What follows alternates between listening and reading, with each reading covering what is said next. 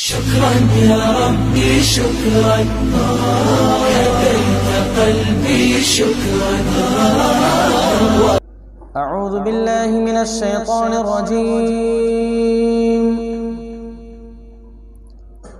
بسم الله الرحمن الرحيم.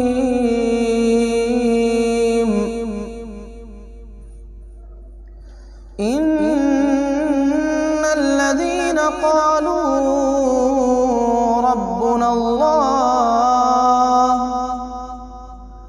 ثم استقاموا تتنزل عليهم الملائكة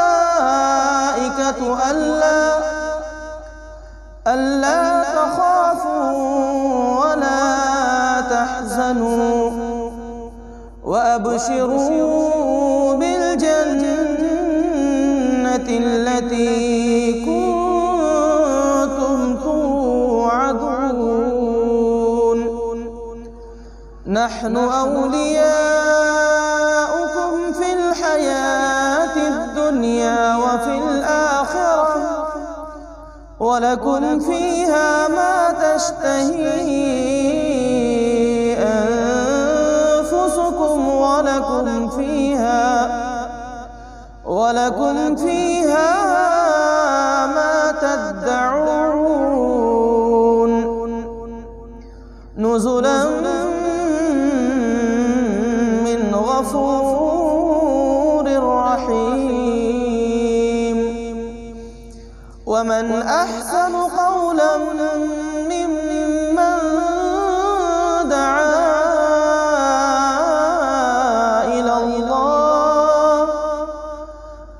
دعا إلى الله وعمل صالحا وقال إنني من المسلمين.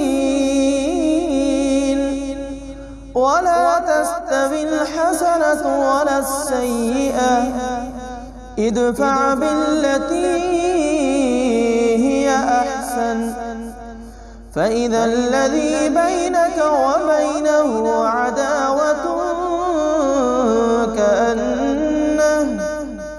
كأنه ولي حميم. وما يلقاها إلا الذين صبروا وما يلقاها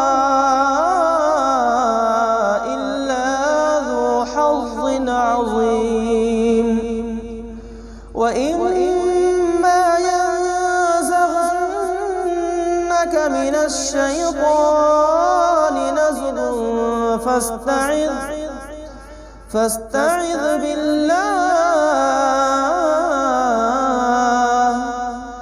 إنه هو السميع العليم. صدق اللہ العظیم. جن لوگوں نے کہا کہ اللہ ہمارا رب ہے اور پھر وہ اس پر ثابت قدم رہے، یقیناً ان پر فرشتے نازل ہوتے ہیں اور ان سے کہتے ہیں کہ نہ ڈرو نہ غم کرو اور خوش ہو جاؤ اس جنت کی بشارت سے جس کا تم سے وعدہ کیا گیا ہے. ہم اس دنیا کی زندگی میں بھی تمہارے ساتھی ہیں اور آخرت میں بھی.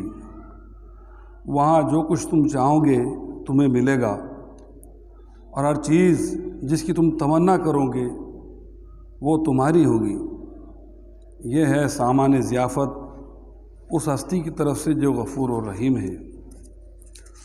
اور اس شخص کی بات سے اچھی بات اور کس کی ہوگی جس نے اللہ کی طرف بلایا اور نیک عمل کیا اور کہا کہ میں مسلمان ہوں.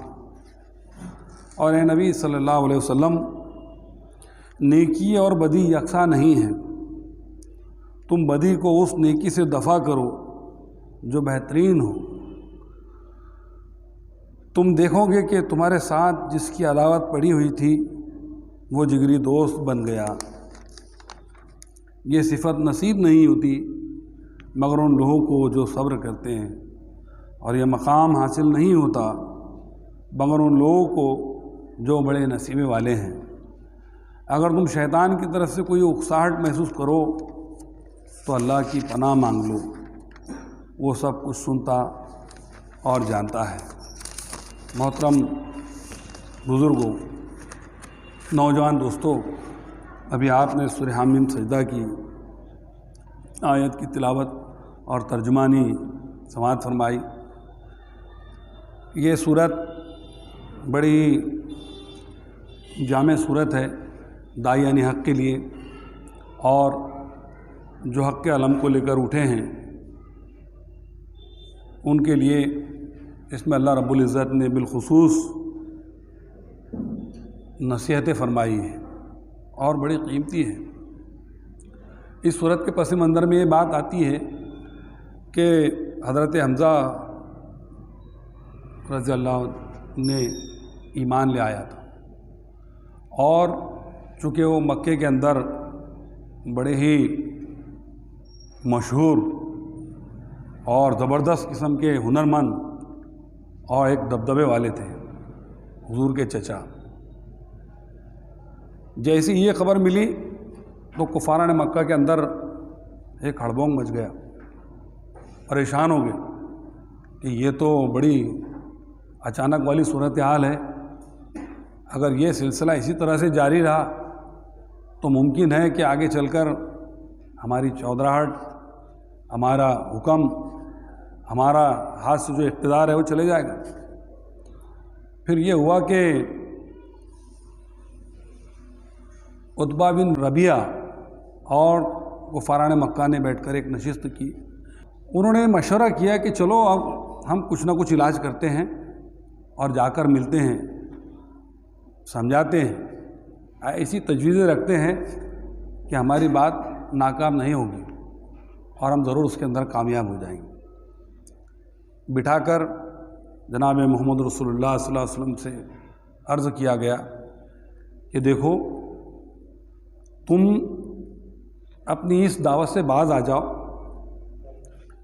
اگر تم چاہتے ہیں کہ مکی کی سرداری تمہیں چاہیے تو ہم تمہیں ہمارا بادشاہ بنا دیتے ہیں، اگر تم چاہتے ہو کہ تمہیں سب سے زیادہ تمہارے پاس میں مال آ جائے، مالدار بن جاؤ، تو ہم ساری دولت سمیٹ کے آپ کے تابع کر دیتے ہیں، اگر تم چاہتے ہو کہ حسین اس مکی کی عورت سے شادی کرنا چاہتے ہو تو ہم وہ بھی انتظام کر دیتے ہیں۔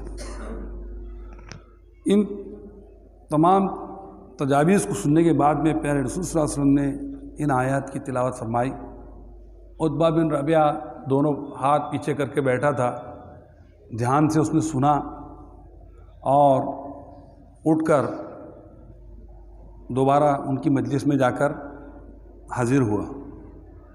دور سے آتے وقت کفاران مکہ نے دیکھا کہ اس پر بھی ایسا لگتا ہے کہ اثر ہو چکا ہے، کیونکہ چال بتا رہی ہے کہ اس پر بھی جادو ہو گیا ہے، ناکام ہے۔ کیا بات ہے، تم اتنی ملول چال کیوں آ رہے ہو؟ اس نے کہا کہ دیکھو، یہ نوجوان ہمارے عرب کا ہے، اگر یہ اس کے ذریعے سے کہیں پر فتوحات حاصل کرتا ہے تو ہماری آن بان اور شان کی بات ہوئی، چھوڑ دو، اس کے حال پر چھوڑ دو۔ ہم نہ کہتے تھے، مایوس ہو گئے اور پریشان ہو گئے۔ اللہ رب العزت نے پھر اس عظیم کتاب کی جو حقیقت ہے ان کے اجزاء بیان کیے کہ یہ کتاب ہدایت ہے، جو کوئی اسے حاصل کرنا چاہے، ہدایت حاصل کرنا چاہے، اس کے لیے نجات ہے، اور جو لوگ اپنے دلوں پر کو بند کر لیتے ہیں، جو لوگ اپنے کانوں کو بند کر لیتے ہیں اور سب کچھ دیکھنے کے بعد میں بھی اس کے منکر ہوتے ہیں، تو پھر اس میں انہی کا نقصان ہے، انہی کا خسارہ ہے۔ تمام چیزیں بیان کی گئی، اللہ کے رسول صلی اللہ علیہ وسلم کو ہدایت کی گئی کہ اے نبی صلی اللہ علیہ وسلم، آپ کا کام پہنچا دینا ہے، زبردستی ان کو سنانا اور ہدایت پر لانے کی ذمہ داری آپ پر نہیں ہے، آپ بس پیش کر دو۔ اس میں ان کی چلنے والی چالیں، گھٹیا سازشیں، یہ دھری کی دھری رہ جائیں گی، ان سے کچھ نہیں ہوگا۔ یہ تو وہ روشنی ہے جو ہر طرف اس کو پھیلنا ہے، اور یہ ضرور پھیل کر رہے گی۔ تم چاہے جتنی چالیں چل لو، تم اپنے دلوں پر غلاف چڑھا لو، لیکن ناکام ہو جائے گی، نامراد ہو جائے گی۔ جس حق کو آپ نے حق بجانا ہے، مانا ہے، تسلیم کیا ہے، تو یہ پھولوں کی سیج نہیں ہے، یہ کانٹوں کی سیج ہے۔ اس پر تمہیں صرف اعلان کر کے بیٹھ جانا نہیں ہے، بلکہ اس کے اوپر ثابت قدم رہنا ہے، اور اس سے مزید ذمہ داری آپ کی یہ ہے کہ جو روشنی، یہ جو حق آپ کے پاس موجود ہے، اس کو انسانیت کے تئیں اس کو پیش کرنا آپ کی اپنی ذمہ داری ہے۔ آیت میں یہ بات بیان کی جا رہی ہے کہ جنہوں نے کہا اللہ ہمارا رب ہے، اور پھر وہ اس پر ثابت قدم رہی۔ یہاں پر ایمان کی مکمل، یوں کہنا چاہیے کہ کو سمیٹ دیا گیا ہے۔ رب سے مراد یہاں پر کیا ہے؟ اسی کو حاجت روا، مشکل کشا، اسی پر توکل، وہی پرورش کرنے والا، وہی نفع کا مالک، وہی نقصان کا مالک، ہر اعتبار سے مکمل ایمان کی جو تفسیر ہے نا، وہ اس کے اندر آ جاتی ہے۔ جو لوگ اس رب کو ماننے کے نتیجے میں اس کے اوپر ثابت قدم رہتے ہیں، ڈٹ جاتے ہیں، استقامت اختیار کرتے ہیں۔ دیکھیے اس کی تشریحات میں جو صحابہ کرام ہیں وہ کیا فرماتے ہیں۔ حضرت عثمان رضی اللہ تعالیٰ عنہ فرماتے ہیں کہ ایسا استقامت کہ جس کو قبول کر لیا گیا، اور اس کے اندر کسی قسم کی کوئی ایج پیچ نہیں، بس تھام لیا گیا اس کو۔ حضرت ابو بکر فرماتے ہیں کہ ایسا تھام لینا کہ اس کی ذات اور صفات میں کسی کو شریک نہ کرنا، اور مرتے دم تک اس کے اوپر قائم رہنا۔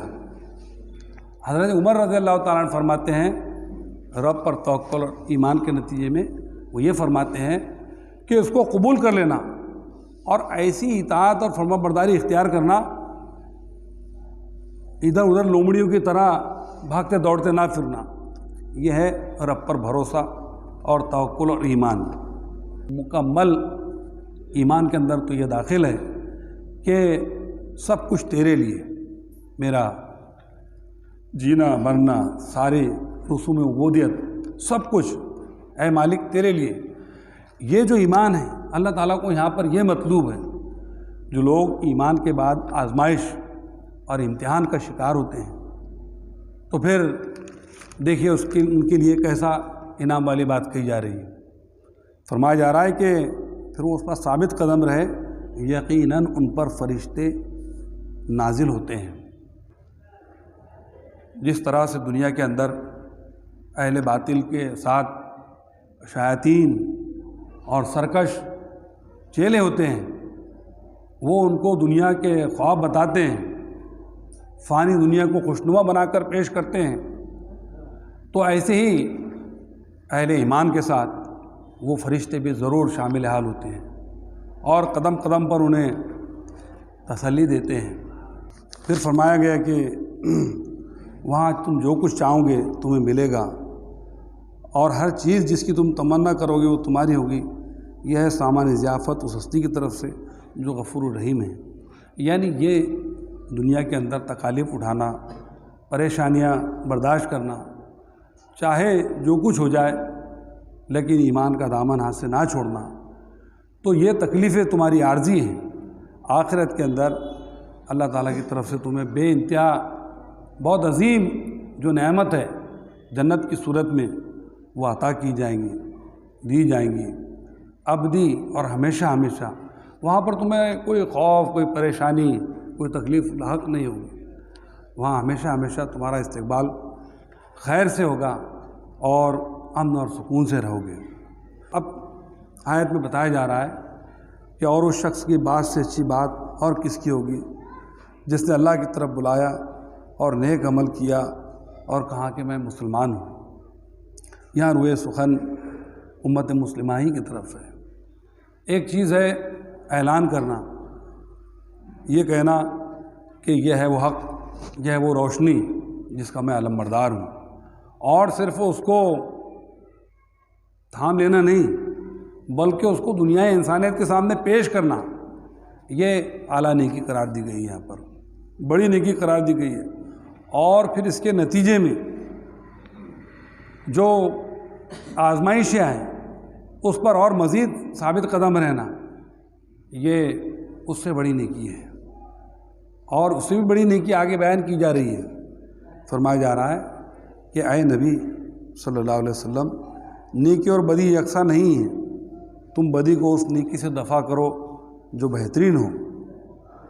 تم دیکھو گے کہ تمہارے ساتھ جس کی عداوت پڑی ہوئی تھی وہ جگری دوست بن گیا۔ یہ اتنا زبردست فارمولہ یہاں پر بتایا جا رہا ہے نوجوان دوستوں اور بزرگوں۔ نیکی اور بدی یہ دونوں بالکل الٹ ہیں۔ نیکی یعنی روشنی ہے اور بدی یعنی جہالت، اندھیرا اور گمراہی ہے۔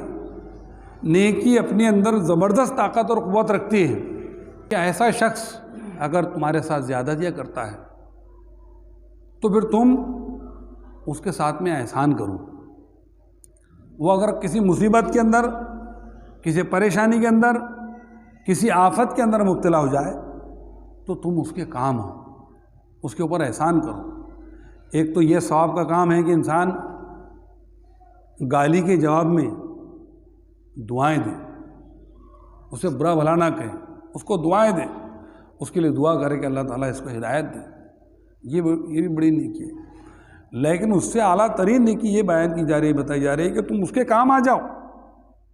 تو یہ نیکی کی مسلسل ایک ایسی قوت اور طاقت ہے کہ اس کا جو دل ہے وہ حق کی طرف پھر جائے گا اور وہ دوست بن جائے گا۔ یہ بڑی غیر معمولی بات ہے، ہم نے دیکھا، بلکہ پیارے رسول صلی اللہ علیہ وسلم کی سیرت پاک اس بات پر گواہ ہے کہ جو لوگ جان کے دشمن تھے، طرح طرح سے رکاوٹیں اور پریشانیاں کھڑی کیا کرتے تھے، مکے کے اندر جب فتح مکہ ہوا، عام اعلان ہوا کہ سب کو معاف کر دیا گیا، انہی میں سے ایسے نیک اور پاک روحیں ملی جو اسلام کے ایسے سچے پکے علمبردار ہوئے کہ رہتی دنیا تک انہیں امامت عطا کی گئی۔ تو پہلی چیز یہ کہ مایوس نہیں ہونا چاہیے، مسلسل کوشش کرتے رہنا چاہیے، کیونکہ اس میں بڑی قوت اور طاقت ہے۔ مایوس نہیں ہونا چاہیے۔ اتنے سالوں سے ہم بتا رہے ہیں اور کوئی اثر نہیں، یہ مایوسی شیطان کی طرف سے ہوتی ہے۔ تو داعیان حق کا یہ کام ہے کہ اس حق کو وہ دنیا انسانیت کے سامنے پیش کرے اور مایوس نہ ہو، کیونکہ نیکی بذات خود ایک طاقت اور قوت رکھتی ہے، لیکن اس کے اندر یہ ہے کہ صبر کا دامن ہاتھ سے نہ جانے دیں، اس کے اوپر مایوس نہ ہو۔ ایک دن ایسا ضرور آتا ہے۔ آج کے موجودہ حالات میں دیکھیے، دنیا نے یہ اپنی آنکھوں سے دیکھا ہے کہ لوگوں نے اس امت کو کس طرح سے بدنام کرنے کی کوشش کی اور آج بھی جاری ہے۔ اس منظر کو بھی دیکھا کہ جس میں یہ کہا گیا تھا کہ یہ کورونا بم ہے، یہ کورونا ان کی وجہ سے پھیلا ہے، لیکن وہی لوگ جن کو بے قصور گرفتار بھی کیا گیا تھا وہ انسانیت کے کام آئے، انہوں نے اپنا خون دیا۔ اب نیکی کا اثر یہ ہے کہ یہ اپنا ایک وزن اور قوت رکھتی ہے۔ آج دنیا یہ کہہ رہی ہے کہ ان کو تو بے قصور پریشان کیا گیا، تکلیف دیا گیا، غلط کیا گیا ان کے ساتھ میں سلوک، تو جو حق ہے وہ سامنے آ کر ہی رہتا ہے۔ کورٹ کے ذریعے سے یہ بات کہی گئی کہ نہیں، یہ زیادتی کی گئی ہے، بے گناہ ان کو تراش دیا گیا۔ تو گویا کہ مایوس نہیں ہونا چاہیے، اپنا جو فعل، اپنا کردار، اپنا جو پیغام ہے اس کے علمبردار اپنے قول سے بھی ہونا چاہیے، اپنے عمل سے بھی ہونا چاہیے۔ چنانچہ دیکھیے کہ اس کا اثر یہ ہوا کہ لوگوں نے توجہ دینا شروع کیے، لوگوں نے دھیان دینا شروع کیے، کیونکہ ہوتا یہ ہے کہ جب ایسا معرکہ حق اور باطل جو کہ جاری ہے، اس میں ہوتا یہ ہے کہ لوگ دیکھتے ہیں کہ آخر ماجرا کیا ہے، تو ان کے اوپر جب اس طرح کی حقیقت سامنے آتی ہے تو معاملہ یہ ہوتا ہے کہ پھر وہ سچ کے ساتھ ہو جاتے ہیں، حق کے چاہنے والے ہو جاتے ہیں، منکر خود ذلیل ہو جاتا ہے اور اس کی فضیحت دنیا ضرور دیکھتی ہے۔ لہٰذا بہترین نیکی کا مظاہرہ یہاں کرنے کی بات کہی جا رہی ہے کہ اگر تمہارے ساتھ کوئی برا سلوک کرے، چاہے جو کچھ رویہ اختیار کر لے، تم اپنا رویہ مت بدلو، تم اس کے ساتھ میں عظیم حسن سلوک سے پیش آؤ۔ پھر اسی لیے یہ بات یہاں اس لیے یہ بات کہی گئی ہے کہ جگری دوست وہ جب ہی بنے گا جب ہم رویہ اختیار کریں گے، لیکن کچھ منکر حق ایسے ہوتے ہیں، چاہے لاکھ حجتیں اور دلیل ان کے سامنے آپ پیش کر دیجئے، ان کا زہریلا پن، ان کی حق سے دشمنی وہ جاتی نہیں ہے۔ چنانچہ ایسے شر مجسم کم ہی ہوتے ہیں، لیکن یہ بھی دیکھنے میں آیا کہ ایسے شر مجسم کے سامنے جو برائیوں کے مزید چاہنے والے ہوتے ہیں، حق کے خلاف ہردرم ہوتے ہیں، ان کے مقابلے میں خیر مجسم وہ بھی کامیابی ہوتے ہیں، لیکن عمومی طور پر یہ کردار ہمارا پیش کیا ہی جانا چاہیے۔ خیر مجسم سے مراد میری یہ ہے کہ انسان ہمت چھوڑ دیتا ہے، شکوے شکایت کرنے لگ جاتا ہے اور وہ مایوس بھی ہونے لگتا ہے، کیا میں ہی ذمہ دار ہوں؟ یہ شیطان کا وسوسہ ہے، اس کو شیطان کبھی نہیں چاہے گا۔ دیکھیے شیطان کی تو یہ کوشش ہوتی ہے کہ وہ ایسے سچویشن کے اندر، ایسے حالات میں کوشش یہ کرتا ہے کہ اہل حق کی طرف سے وہ ایسے وساوس ڈالتا ہے کہ دیکھو جب اتنا سلسلہ ان کی طرف سے تمہارا شروع ہے، اتنی زیادتی وہ کر رہے ہیں، اتنا برا برتاؤ تمہارے سامنے کر رہا ہے، تمہارے ساتھ میں ایسا پیش آ رہا ہے، تمہیں اتنا بدنام کر رہا ہے، تو کچھ تو بولو۔ اور ایک بات آپ نے بول دی، پھر وہ اس بات کو پھیلاتا ہے کہ دیکھو یہ میاں بھی کوئی دودھ کے دھلے میں نہیں، دیکھو انہوں نے بھی کیا کہا، یہ وہ چاہتا ہے۔ تو اللہ تعالیٰ ایسے اعلیٰ شان کے جو مومنین ہیں ان کو مزید یہ ہدایت دے رہا ہے کہ یہ صفت نصیب نہیں ہوتی مگر ان لوگوں کو جو صبر کرتے ہیں۔ یہ ہے وہ بات، یہ بڑے دل گردے کا کام ہے، بڑے جگر کا کام ہے، صبر کرنا، اس پر ثابت قدم رہنا اور اس طرح کے برتاؤ کے اندر مایوس نہ ہونا، اس کو جواب نہ دینا، اس کے ساتھ میں بہتر طریقے سے بہترین سلوک سے پیش آنا، یہ بڑی اعلیٰ نیکی ہے۔ اور اعلیٰ کردار اور بلند کردار کا مالک انسان اس کے اوپر ثابت قدم رہ سکتا ہے۔ چنانچہ یہ بات اللہ تعالیٰ پھر مزید فرما رہا ہے کہ یہ مقام حاصل نہیں ہوتا مگر ان لوگوں کو جو بڑے نصیب والے ہیں، یہ اسی شخص کا کام ہو سکتا ہے۔ پھر فرما رہا ہے اللہ تعالیٰ، اور اگر تم شیطان کی طرف سے کوئی اکساہٹ محسوس کرو تو اللہ کی پناہ مانگ لو، وہ سب کو سنتا اور جانتا ہے۔ ایک شخص آیا، حضرت ابوبکر صدیق اور پیارے رسول صلی اللہ علیہ وسلم موجود تھے، اور اس نے بے تحاشا حضرت ابوبکر کو بولنا شروع کیا، سخت الفاظ کہنے لگا۔ آپ خاموشی سے سن رہے تھے اور پیارے رسول صلی اللہ علیہ وسلم مسکرا رہے تھے۔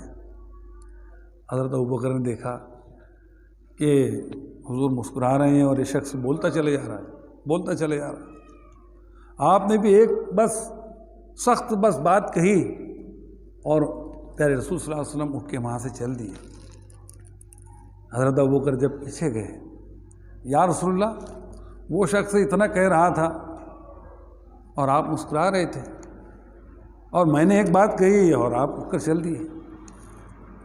حضور نے فرمایا ابو بکر جب وہ شخص کہہ رہا تھا تو اس وقت تم خاموش تھے، اور اس خاموشی کے درمیان میں اللہ کا ایک فرشتہ مقرر تھا جو اس کی ہر بات کا تمہاری طرف سے جواب دے رہا تھا، لیکن جیسے ہی تم نے اس کو ایک بات کہی، جملہ دہرا دیا، تو وہاں پر شیطان آ گیا، اور جہاں شیطان آتا ہے میں وہاں نہیں رکتا ہوں۔ یہ ہے وہ بات۔ لہٰذا سیرت مبارکہ سے اور صحابہ کرام کی سیرتوں سے بھی ہمیں بہت ساری رہنمائی کے ذریعے سے ملتی ہے۔